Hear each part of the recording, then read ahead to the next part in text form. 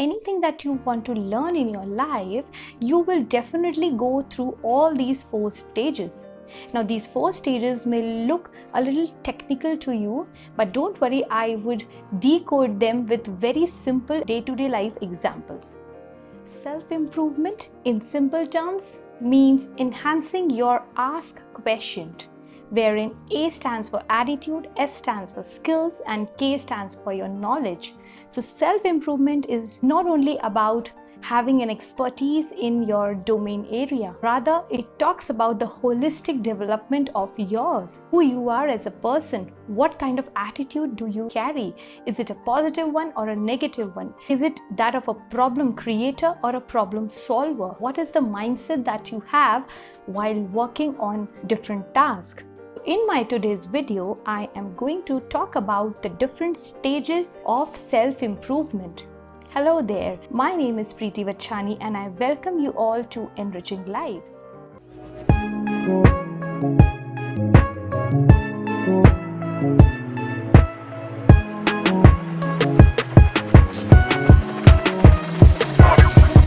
Let's quickly understand what are these 4 stages of self-improvement. The first stage, which is unconscious incompetence. Let's first understand what is meant by competence. So in very simple terms, if you are able to do something, that means you are competent enough.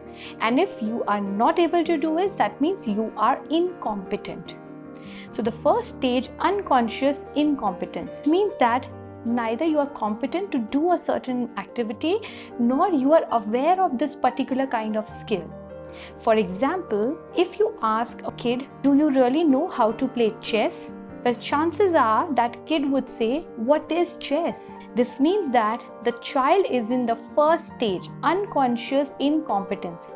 Neither does he know what is a chess, nor does he know how to play chess. So he is not competent and also he is not aware about any such game. As you can see in front of your screen, the second stage talks about conscious incompetence. So in case you also don't know how to play, but still you are aware of there is something called as chess. This means that you are conscious, but you are incompetent. Let's say playing a guitar. Now, I don't know how to play a guitar, but then I know that such kind of a skill very well exists. There are people who can play guitar flawlessly. So I would be technically in the second stage, conscious incompetence. I am incompetent to play a guitar, but I am very well aware that such kind of skill exists in real life. So I hope these 2 stages are pretty clear to all of you. So the first stage talks about neither you have knowledge about that particular skill, nor you know how to perform that skill. The second stage talks about you are aware about the existence of the skill, but you do not know how to perform that skill.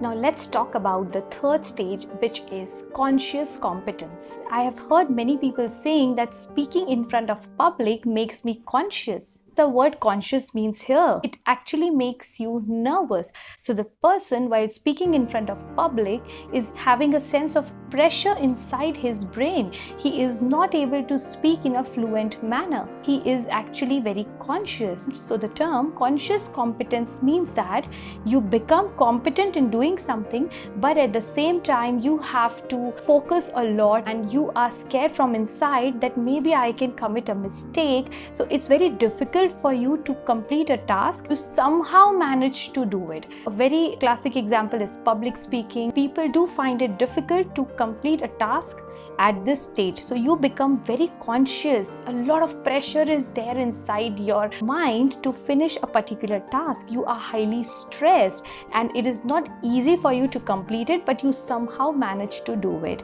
And if I talk about the fourth stage, which is the unconscious competence, which means that now you are no longer conscious about what are you doing. You are able to do it effortlessly.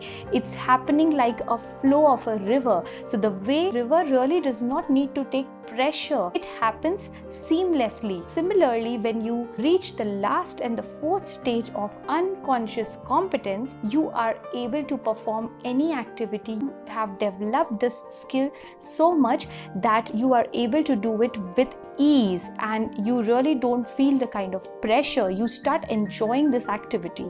A very simple example of this could be driving. You must have experienced that, while we start learning how to drive a vehicle, it may be a two-wheeler or a four-wheeler. I'll try to relate this example with all the four stages. If we talk about the unconscious incompetent stage, which is the first stage, well, if you talk about a toddler, so when a toddler is just lying down at the back seat of a car, the toddler really does not know what is a car, what is meant by driving. He has no clue how he reached from one place to another. So he is unconscious, incompetent. Neither he knows that there is a skill called driving, nor he knows how to do it. Let's talk about the second stage, when the toddler has become a kid of 7 to 8 years. Well, he reaches the second stage of conscious incompetence, wherein he knows what is a car, he knows that there is a person who drives the car, but then the kid really does not know how to drive this car. So he is at the second stage. As the kid grows older, he becomes a teenager. He wants to learn how to drive the car, and then he reaches the stage 3, conscious competence. Well, I'll tell you my example as well. So when I used to learn driving, in the beginning, it actually used to give me a lot of stress, and I used to focus a lot on where is the accelerator and where is the brake. I had to focus so much that I had to literally switch off the music, because that used to distract me. This task was quite difficult for me when I was in stage 3. There was pressure exerted on my brain to understand where is the clutch, where is the brake, how do I change the gears and all of that. It was really not very easy when I was in the stage 3. I used to watch my husband or my father driving effortlessly. They never used to look at where is accelerator or clutch. With so much of ease, they used to change the gears, and they could drive really fast also. So the music is on, I'm talking to him. He has reached a stage of unconscious competence, which means that now you really do not have to focus a lot in how to do this particular activity. You have developed this skill so much that you enter a magical flow of state wherein the instructions are set at your subconscious level and you are able to do it automatically. You do not need to think twice before applying the brakes or changing the gear. You have become highly competent in doing that. So this is what the fourth stage is all about, and I believe everyone wants to reach the fourth stage. We have to cross all the stages, but let me tell you one more fact. The transition from stage 3 to stage 4 is really challenging. Most of the people quit during this transition. They really find it hard and difficult. But let me tell you, real magic happens when you reach stage 4. So be it any skill. If I continue with my previous example of public speaking, many a times when people reach stage 3 and they find it really hard to speak in front of public, they are confused, stressed. They feel somehow I should finish it off. They really want to get rid of this public speaking as soon as possible. It is not something that person really enjoys while he is in stage 3. Once you reach stage 4, public speaking comes effortlessly to you because it settles into your subconscious level so much that you enter a magical flow state and you do not think twice before speaking to a group of people. Now, if you have your content ready, you do not really are scared of facing the public because you know how to talk. You have reached the stage 4. But the million-dollar question is, how do you transit from stage 3 to stage 4? What does it take to reach stage 4? Because as I told you, many people quit at stage 3. Well, the key to reach the stage 4 is immersion. The only way to reach stage 4 is immersion. As we all know, the literal meaning of immerse. To immerse means when you actually dip something completely into something else. When you say a particular object is immersed in, let's say, water, which means that that object is completely inside that water. This is the literal meaning of immersion. Yeah.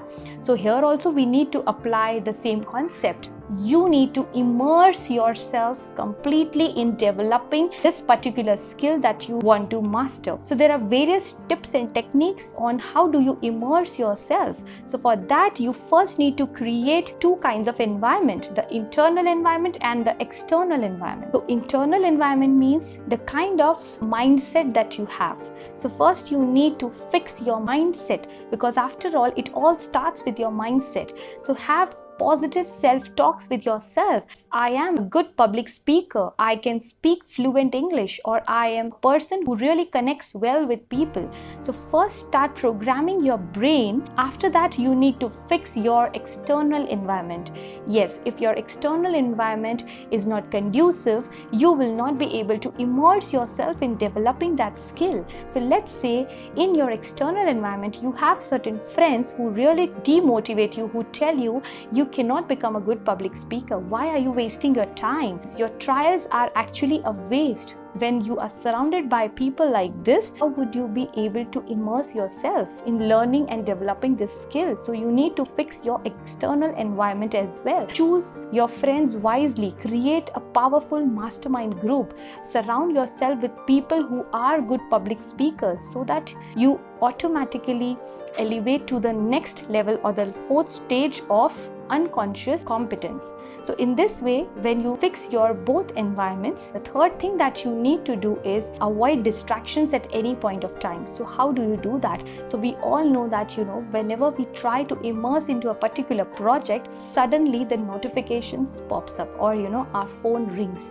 So in order to immerse yourself, you need to be away from the distractions, the social media. So you need to switch off your Wi-Fi. Unless and until you start doing deep work, you will not be able to reach the stage 4. Shallow work is something that you do superficially. So when you are doing something just for the sake of doing it, it's shallow work. To reach to stage 4, you need to immerse yourself and you need to do deep work. Now, how do you do deep work?